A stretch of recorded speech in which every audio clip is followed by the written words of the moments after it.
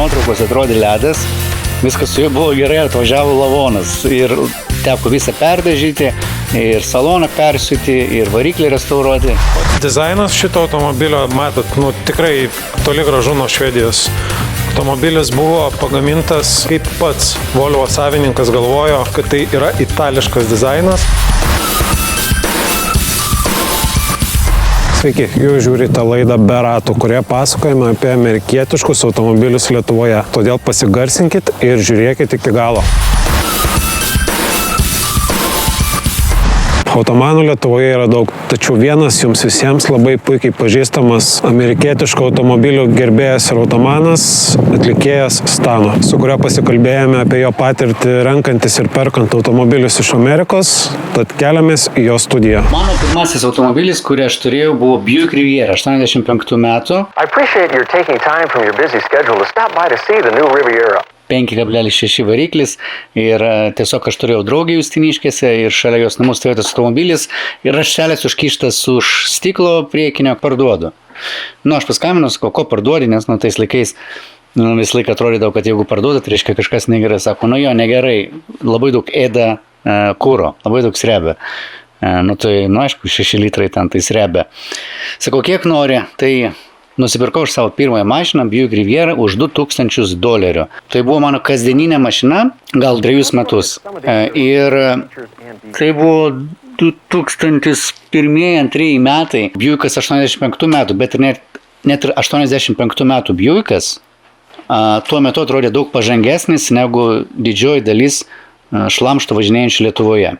Ir tu sėdi Buick ir jisai plaukia, ten viskas elektra, kas tik gali būti. 85 metų ten sėdynės, kondiškė, langai, elektriniai, viskas ten masažai, žodžiu, kosminis laivas. Kaip sugalvojai nusipirkti antrą automobilį ir kaip dėl to viso pasitikėjimo, ar nebijojai nudegti, kaip dabar ten labai daug girdim, kad vienas nudegė, kitas nudegė, kad ten tie tarpininkai yra, ten vieni nesąžiningi, kiti ten dar kažkur kažkas, kaip tu priėjai prie to, kad aš pirksiu.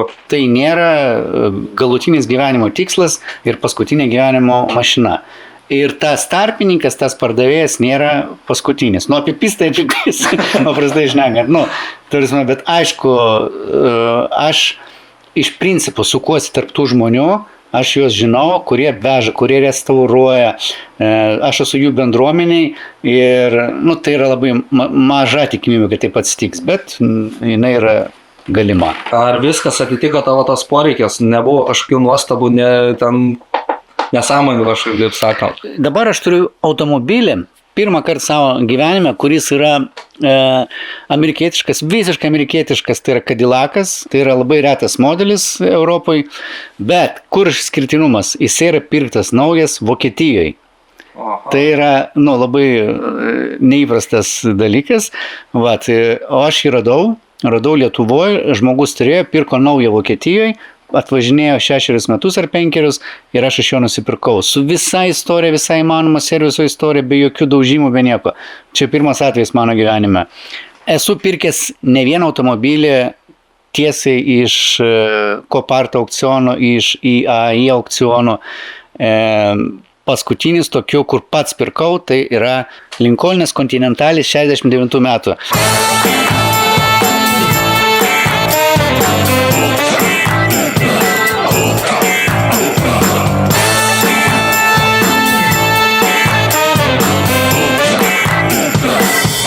Nuotraukos atrodė ledas, viskas su juo buvo gerai, atvažiavo lavonas ir teko visą perdažyti, ir saloną persiūti, ir variklį restauruoti. Visa laimė, kad nusipirkau už $3,000, tai ne taip skaudėjo.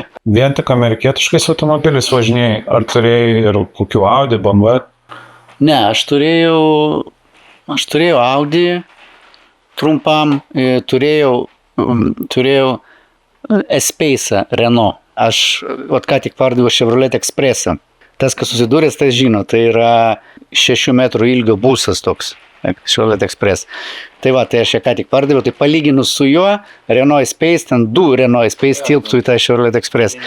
Tai aš nevadinčiau Renault Space didelę mašiną, bet aš tiesiog norėjau tapti europiečiu, bet pabandyti ir man ta patirtis nepavyko. Sekanti mano mašina bus Lincolnas Navigatorius. Europietiški modeliai iš tiesų yra gal lengvesni, patogesni eksploatacijai Lietuvos sąlygom ir Lietuvos realybei. Tarkime dabar Cadillac'e reikia ten pakeisti kažkokią tarpinę, žodžiu, neesminius tokius dalykus. Vietoje yra tik tai filtrai. Tepalo oro filtrai yra vietoje. Visa kita 2-3 savaitės. Lauki. Ir laukiu, užsakiau ir atvažiuos. Bet tam, kas prie to nepratęs, tas, kas pirmą kartą susiduria, gali būti šokas. Bet čia aš kalbu tik apie tos retus modelius. Bet jeigu ten nusipirki BEMS iš Amerikos, tai koks skirtumas, iš kur tai paėmė. Nereikia vynioti į vatą. Tarkim, mano tas Cadillac'as, jo kaina ten apie 25 000, bet jo technologijos kaip S klasės Merso. Su tokia pat rida S klasė kainuotų 40 000 ar 50 000. Čia yra lygiai tas pats, tiesiog yra viskas, kas tik gali būti. Sunku pasakyti, ko nėra ten, nuo infraraudonųjų spindulių kameros, ten viskas. Visos sėdynės absoliučiai vėdinamos, šildomos, masažuojamos, priekinės, galinės, lankstosi, viskas vyksta kaip S klasė, jeigu susidūrė su europiečiais. O tai yra 25 000 eurų už tą patį. Ir dar tu esi išskirtinis, nes S klasių yra tiek Lietuvoje. Pats ką galėtum rekomenduoti žiūrovui patarimų kažkokių perkant automobilį iš jav? Kaip ir žinai, su gydytoju gauk kelias rekomendacijas, išgirsk kelias nuomonės. Jeigu tu nusprendai pirkti automobilį, tai tiesiog yra daug tų įmonių, kurios tu užsiima. Paklausk vienos, paklausk kitos. Ir pažiūrėk, kaip su tim bendrauja.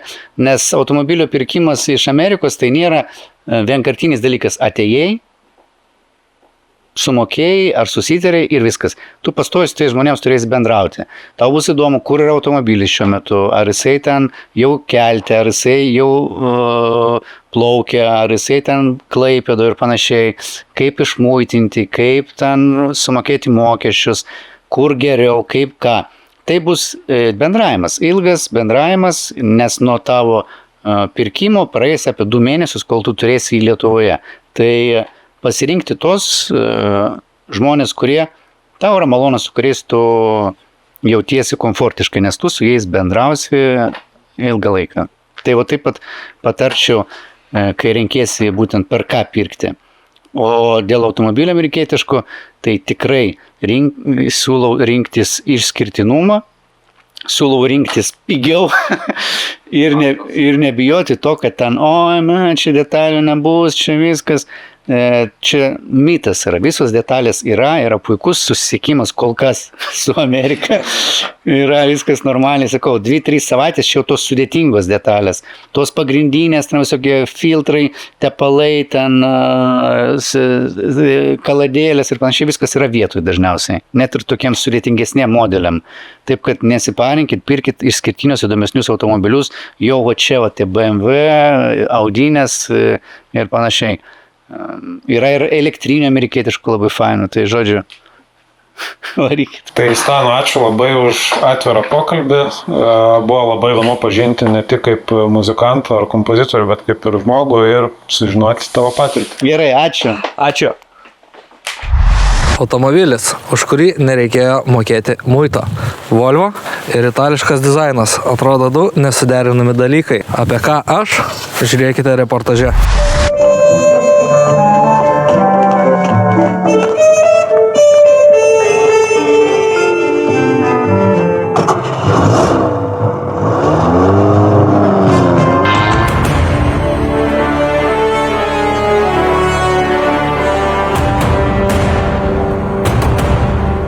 Nu ko, Vaikė, šiandien atvykom sulaužyti mitą. Kad Volvo savininkai nebūtinai turėjo avėti sandalus. Tai mum jų kaip ir nebe prireiks. Varom.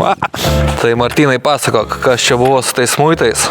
Automobilis istorinis, tad klientui reikės mokėti 0% importo. Automobilis yra 1966 metų, 1.8 motoriukas, mechaninė dėžė, 4 berods pavarų, jo. Šita Volvo nėra tiesiog Volvo. Su tokia Volvo senukas buvo padaręs Guinneso rekordą. Su to pačiu kėbulu, su to pačiu motoru, Bičas įsuko virš 5 milijonų kilometrų. Kaip Vytautas ir minėjo, susuko virš 5 milijonų kilometrų ir antroji vietoje yra tik tai Mersas, berods 73 metų, jisai įsuko virš 4, tai virš milijono kilometrų skirtumas. Tai čia Volvo tikrai pateisino savo vardą. Legenda, ne automobilis, legenda. Ir būtent su šito modeliu 66 metų, kadangi iki 66 automobilis buvo gaminamas Anglijai, 66 gamyba persikėlė į Švediją ir Švedija tikrai pateisino savo surinkimo kokybę. Dar vienas įdomus faktas apie šitą Volvo, kad Volvo kūrėjai padarė šitą dizainą, tikėdamasi prastumti į Jameso Bondo filmą. Bet Jameso Bondo scenaristai atmetė šitą pasiūlymą, nes Volvo vis tiek asocijavosi per daug šeimyninis automobilis. Bet po kažkiek laiko šitą Volvo pasirodė seriale Šventasis, po kurio labai išpopuliarėjo jo pirkimas.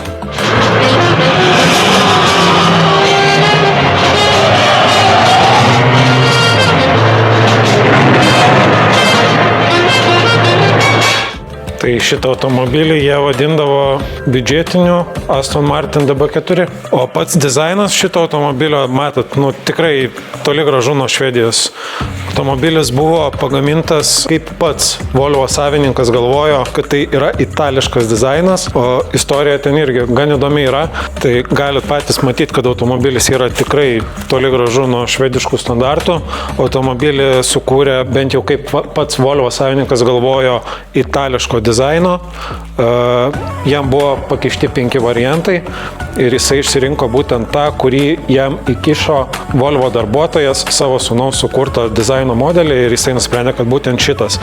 Ir jis galvojo, kad tai yra italų dizainerio sukurtas modelis, o pasirodo, kad ten tiesiog buvo jo sūnaus, kuris studijavo Italijoje, pagamintas maketas. Tais metais, kaip buvo idealiai sukurta. Žiūrėkit, kaip užsidaro duris.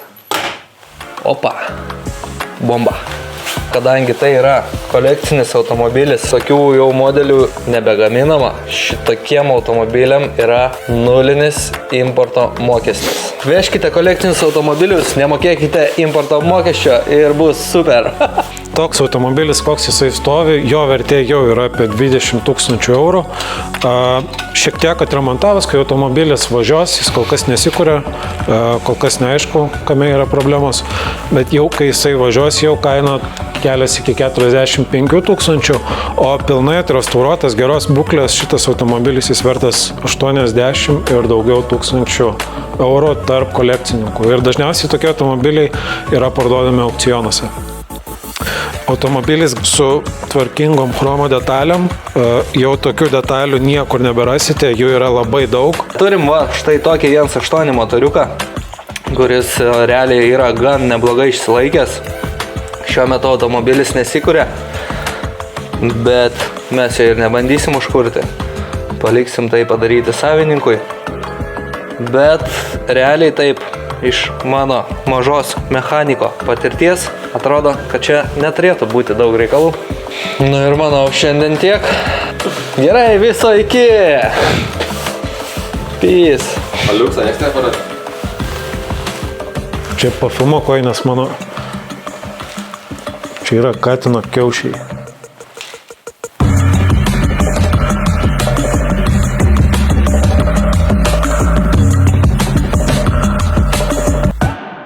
Ačiū, kad žiūrėjote. Iki kitų kartų. Čia buvo laida Be ratų.